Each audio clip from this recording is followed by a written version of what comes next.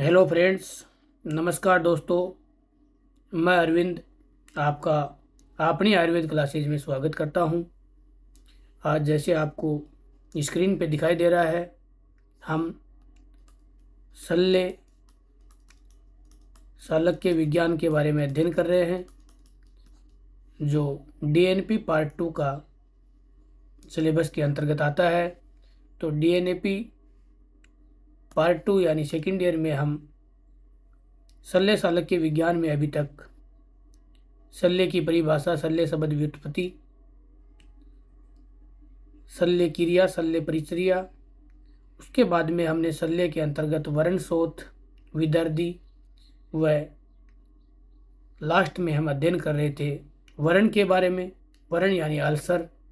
तो उसी के अंतर्गत हम आज अध्ययन करेंगे वर्ण की परीक्षा, यानी शरीर में जब वात पित्त कफ दोष होने से शरीर के अंदर या बाहर ग्रंथि बन जाती है या अंदर दोष उत्पन्न हो जाते हैं,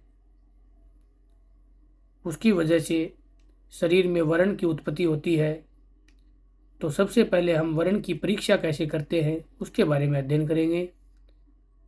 तो व्रण की परीक्षा हम 8 प्रकार से कर सकते हैं, जैसे बताया हुआ है।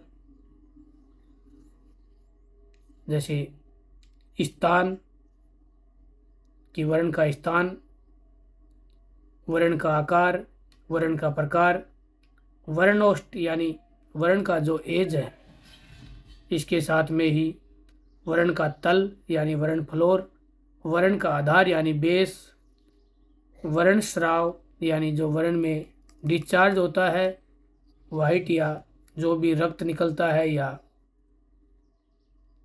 पस पदार्थ निकलता है, प्यू निकलता है, उसके आधार पे। इसके साथ ही लसिका ग्रंथि, वर्ण को हम लसिका ग्रंथि यानी जो लिम्फ नोड्स हैं, कितनी बड़ी लिम्फ नोड्स है, ग्रंथि कैसी है, उसके आधार पे भी हम पता लगा सकते हैं।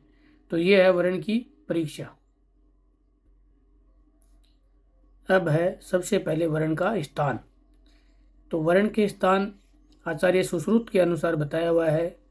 वर्ण के स्थान को हम वर्ण अधिष्ठान, वर्ण वस्तु बोलते हैं। तो तवंग यानी त्वचा, मांस, शिरा, स्नायु, अस्थि, संधि, कोष्ठ एंड मरम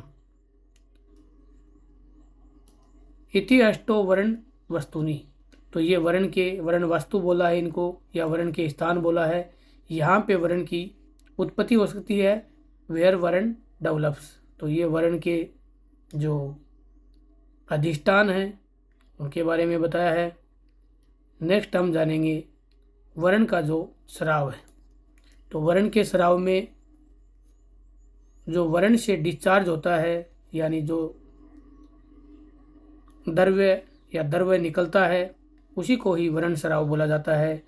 तो अलग अलग स्थान से अलग अलग टाइप का द्रव्य निकलता है, जिससे हम पता लगा सकते हैं कि किस टाइप का ये वर्ण है। तो सबसे पहले जो त्वचागत वर्ण होता है, त्वचागत वर्ण से जैसे दिया हुआ है श्लोक, द डिस्चार्ज इज वाटरी, यानी इससे जल स्राव निकलता है। साथ में ही दुर्गंध युक्त एंड पीत वर्ण का, यानी वृषगंधी यानी दुर्गंध, एंड येलो कलर का यानी पीला कलर का जो स्राव है वो निकलता है।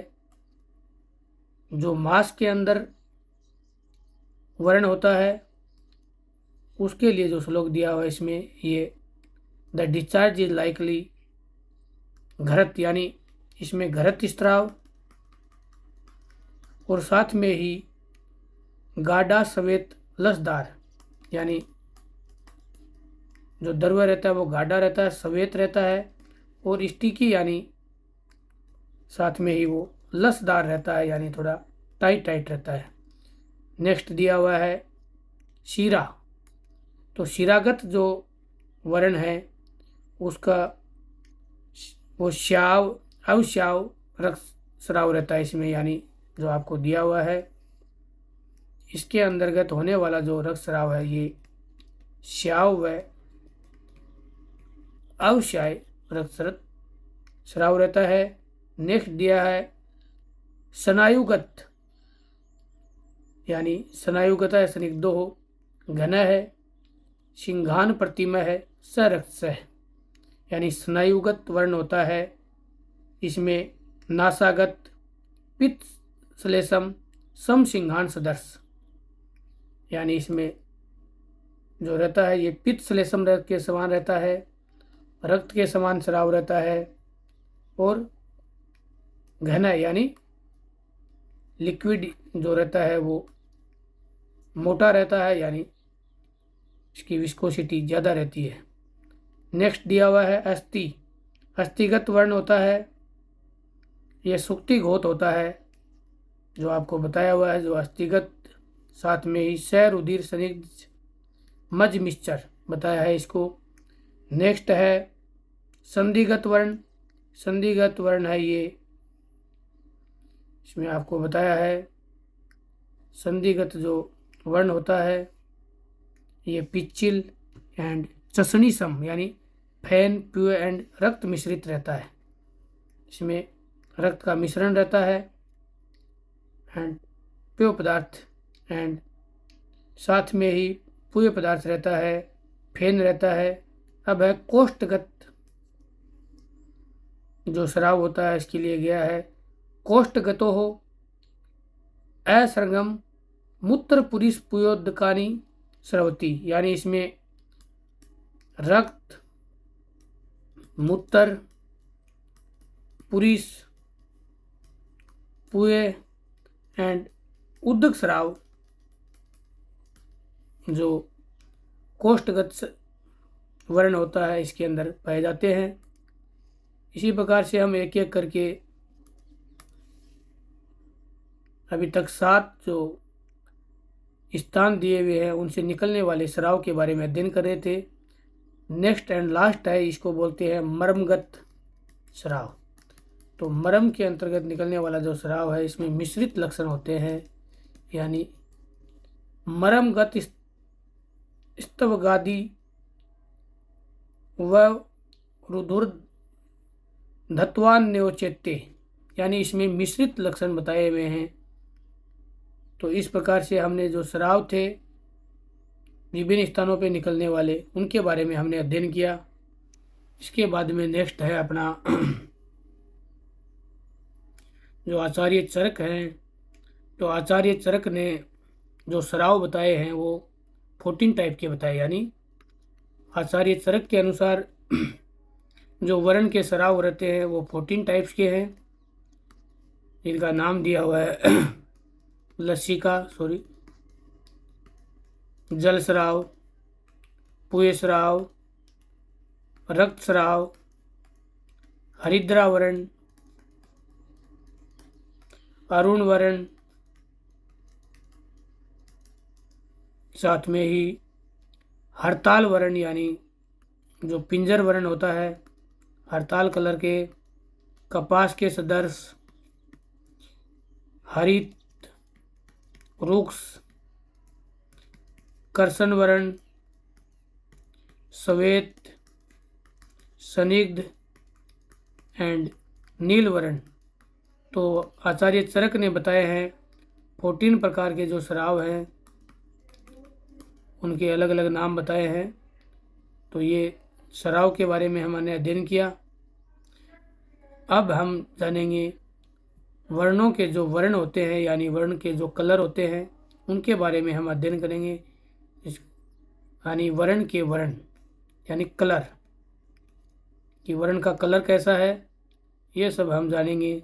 तो वर्ण के कलर हैं वो हम दोष के आधार पे पता करेंगे, यानी वर्ण के आधार दोष के आधार पर दिए हुए हैं। जैसे वातज, तो वातज के लिए बताया हुआ है कि बसम सदर्श कपोत के वर्ण सदृश्य, यानी कपोत के वर्ण जैसा रहता है। अस्थि के सदर्श स्पर्श में खुरदरा, यानी अस्थि के सदर्श होता है वो खुरदरा रहता है, स्पर्श में खुरदरा। किंचित लाल और काला होता है, यानी लाल व काला कलर का जो वर्ण होता है उसको बोला है वातज वर्ण। नेक्स्ट बताया है रक्तज व पीतज के लिए बोला है नीला है, पीतो, हरित है, श्याव है, कृष्णो, रक्त, पिंगल, कपिल इति रक्त पित्त समुत्थ्यो। यानी रक्तज व पीतज के लिए इन्होंने बताया कि नीला, पीला, हरा, श्याव, काला, लाल कपिल, रक्त कपिल और पिंगल होता है। तो ये इसके लक्षण हैं। और जो वर्ण के जब कफज वर्ण होता है यानी कफज वर्ण में श्वेत स्निग्ध पांडु रीति श्लेष्मस्य, यानी जो सफ़ेद चिकना और फीका रंग का होता है, ये सफ़ेद है, चिकना है, पांडु रीति मतलब फीका रंग का जो कफज वर्ण है उसका कलर रहता है। साथ में दिया है सन्निपातज, सन्निपातज में सभी वर्णों का मिश्रण रहता है, मतलब सर्ववर्ण मिश्रण। तो ये थे वर्ण के वर्ण।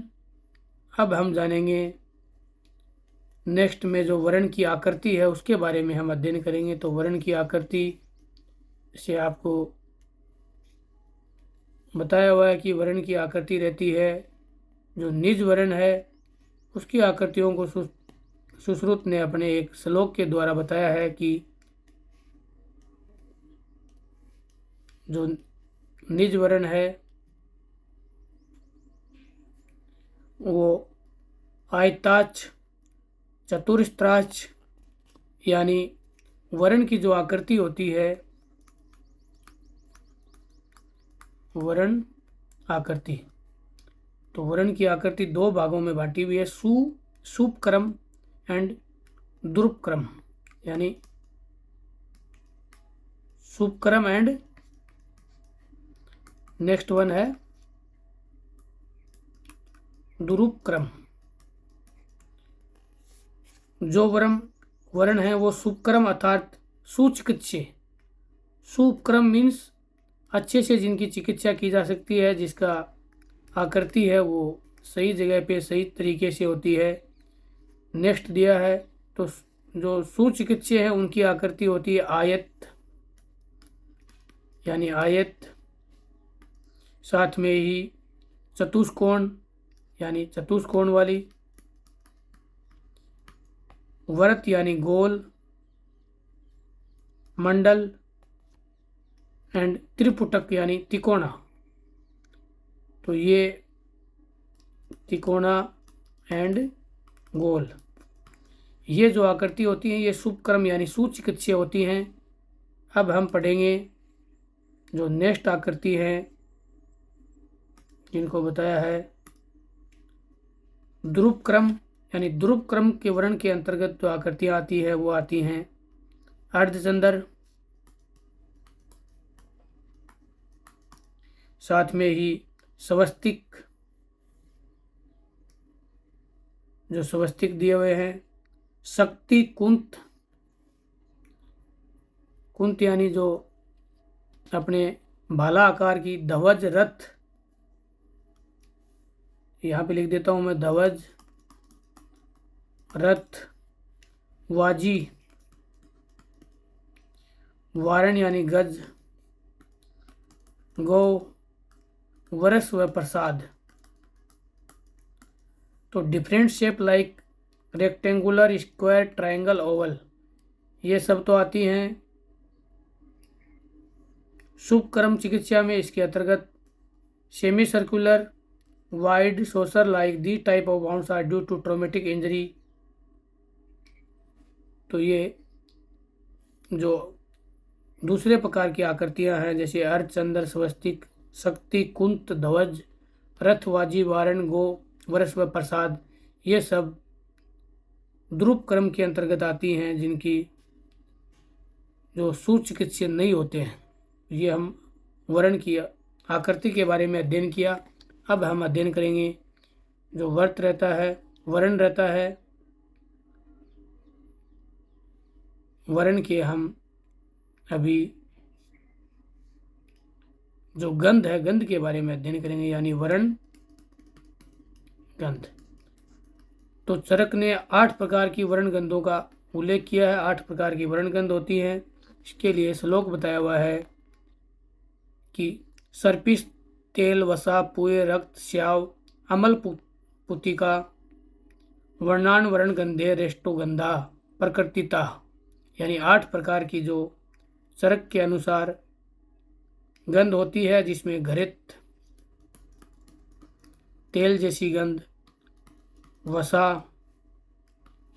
पुए, रक्त, स्याव, अम्ल गंध और पुती जिसको बोलते हैं सड़े हुए पदार्थ जैसी गंध।